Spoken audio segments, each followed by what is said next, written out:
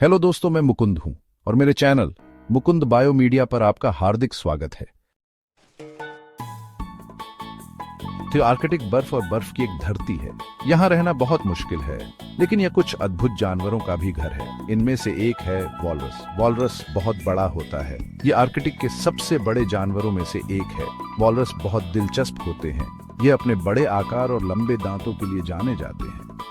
ये एक दूसरे के साथ बहुत दोस्ताना होते हैं। ये बड़े समूहों में रहते हैं जिन्हें झुंड कहा जाता है। वॉलरस आर्कटिक के लिए बहुत महत्वपूर्ण है। यह ध्रुवीय भालू का भोजन है। यह भी सुनिश्चित करने में मदद करते हैं कि बहुत अधिक जानवर न हो। वॉलरस वास्तव में एक बहुत अच्छा जानवर है। यह दिखाता है कि आर्कटिक कितना सुंदर और महत्वपूर्ण है। यह एक ऐसा जानवर है जिसकी हमें रक्षा करने की आवश्यकता है। वॉलरस आर्कटिक में रहने के लिए बना है। इसमें चर्बी की एक मोटी परत होती है जिसे ब्लबर कहा जाता है। यह ब्लबर उसे ठंडे पानी में गर्म रखता है। इसके घने बाल भी होते हैं। यह फर इसे गर्म और सूखा रखता है। वॉलरस दो प्रकार के होते हैं।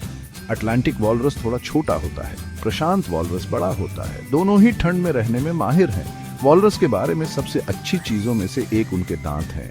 ये दांत बहुत लंबे हो सकते हैं। वॉलरस अपने दांतों का इस्तेमाल बहुत सी चीजों के लिए करते हैं।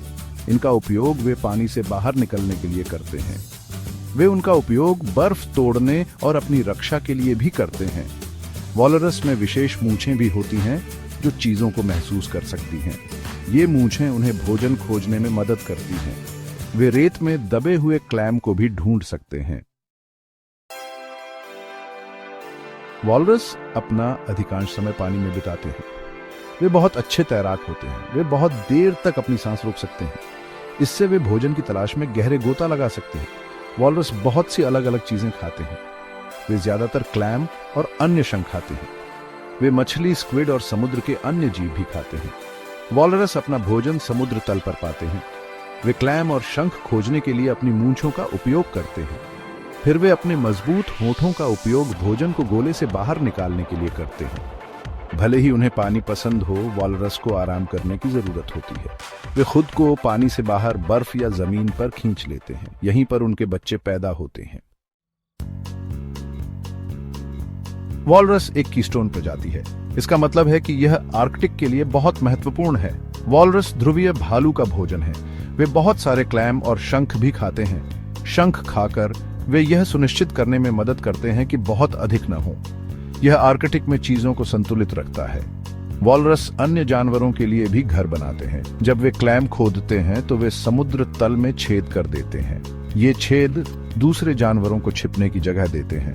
वे भोजन को भी उत्तेजित करते हैं जिसे अन्य जानवर खा सकते हैं। आर्कटिक को स्वस्थ रखने के लिए वॉलरस वास्तव में महत्वपूर्ण है। वे बहुत से अन्य जानवरों को जीवित रहने में मदद करते हैं। भाग 5, इनुइट का एक दोस्त। वॉलरस लंबे लंबे समय से आर्कटिक में लोगों के लिए महत्वपूर्ण रहे हैं। इनुइट लोग भोजन, कपड़े और औजारों के लिए वॉलरस का उपयोग करते हैं। इनुइट लोग वास्तव में वॉलरस का सम्मान करते हैं। उन्हें लगता है कि यह एक शक्तिशाली आत्मा है। उनके पास इसके बारे में बहुत सारी कहानियां और गीत हैं। इनुइट वॉलरस के हर हिस्से का उपयोग करते हैं। वे मांस खाते हैं। वे चमड़े का उपयोग कपड़े और नावों के लिए करते हैं। वे दांतों का उपयोग औजारों और हथियारों के लिए करते हैं। वे हड्डियों का उपयोग औजारों और स्लेज के लिए भी करते हैं। वॉलरस इनुइट के लिए सिर्फ एक जानवर से कहीं अधिक है। यह उनके अस्तित्व और उनकी संस्कृति के लिए महत्वपूर्ण है। भाग 6, वॉलरस और मनुष्य। एक कठिन इतिहास। लोग और वॉलरस हमेशा साथ नहीं रहे। अतीत में लोगों ने बहुत सारे वॉलरस का शिकार किया था। उन्होंने उनका शिकार उनके मांस के लिए किया, उनका ब्लबर, उनकी खाल और उनके दांत। यह शिकार वॉलरस के लिए वाकई बुरा था। कुछ जगहों पर तो लगभग सभी वॉलरस चले गए थे। सौभाग्य से लोग वॉलरस को वापस लाने में मदद कर रहे हैं। अब वॉलरस के शिकार के नियम हैं। उनकी रक्षा के लिए कई देशों में कानून हैं, लेकिन वॉलरस अभी भी खतरे में है। पृथ्वी के गर्म होने के कारण बर्फ पिघल रही है। इससे वॉलरस के लिए भोजन और रहने की जगह तलाशना मुश्किल हो जाता है। भाग 7, वॉलरस के रहस्यों को उजागर करना। वैज्ञानिक हर समय वॉलरस के बारे में नई नई बातें सीख रहे हैं। वे वॉलरस डीएनए का अध्ययन कर रहे हैं और यह वास्तव में दिलचस्प है। वॉलरस सील और समुद्री शेरों से संबंधित हैं। वे सभी बहुत समय पहले एक ही जानवर से आए थे। वॉलरस के विभिन्न समूह कैसे संबंधित हैं, यह देखने के लिए वैज्ञानिक डीएनए का भी उपयोग कर रहे हैं। इससे उन्हें यह पता लगाने में मदद मिलती है कि वॉलरस की सुरक्षा कैसे बेहतर तरीके से की जाए। वॉलरस के अतीत के बारे में जानकर वैज्ञानिकों को भविष्य में उन्हें बचाने की उम्मीद है। भाग 8, बदलते विश्व में वॉलरस। वॉलरस कुछ कठिन समय का सामना कर रहे हैं। आर्कटिक तेजी से बदल रहा है, बर्फ बहुत जल्दी पिघल रही है। यह वॉलरस के लिए वाकई बहुत बुरा है। वॉलरस को बर्फ की जरूरत होती है। वे उस पर आराम करते हैं, वे उस पर अपने बच्चों को जन्म देते हैं, वे अपने बच्चों की परवरिश उस पर करते हैं, वे इसका उपयोग शिकार के लिए करते हैं। अब वॉलरस को जमीन पर अधिक बार आना पड़ता है क्योंकि बर्फ पिघल रही है। इससे भोजन और जगह मिलना मुश्किल हो जाता है। इससे दूसरे जानवरों के लिए भी उन्हें खाना आसान हो जाता है। हमें नहीं पता कि वॉलरस का क्या होगा, लेकिन हम मदद के लिए कुछ कर सकते हैं। भाग 9, वॉलरस के लिए एक भविष्य। हमें अभी वॉलरस की मदद करने की जरूरत है।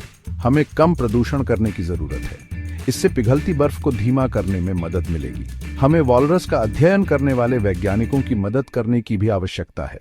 इससे हमें वॉलरस और उनके सामने आने वाली समस्याओं को समझने में मदद मिलेगी। इससे हमें उनकी बेहतर सुरक्षा करने में भी मदद मिलेगी। वॉलरस एक अद्भुत जानवर है। यह हमें दिखाता है कि आर्कटिक कितना सुंदर और नाजुक है। हमें यह सुनिश्चित करने की आवश्यकता है कि वॉलरस भविष्य में सुरक्षित रहे। अगर हम साथ मिलकर काम करें तो हम मदद कर सकते हैं। हम एक ऐसी दुनिया बना सकते हैं जहां वॉलरस और लोग एक साथ रह सकें।